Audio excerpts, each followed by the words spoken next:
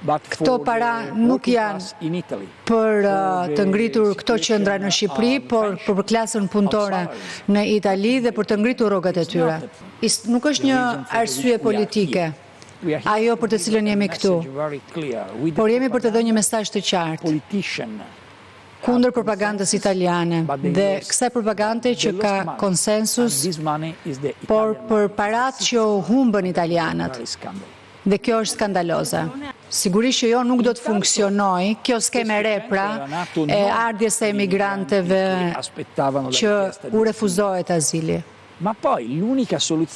Vetmja zgjidhje është të marrësh këtë qendër dhe në një marrëveshje me Shqipërinë, e cila mund të mbaj aty të dënuarit shqiptar.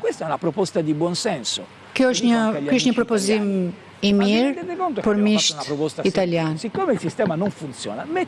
Sistemi nuk funksionon, vendosini këtu të dënuarit italian dhe që është një avantazh për gjithë të dënuarit shqiptar në Itali që janë më afër familjeve të tyre.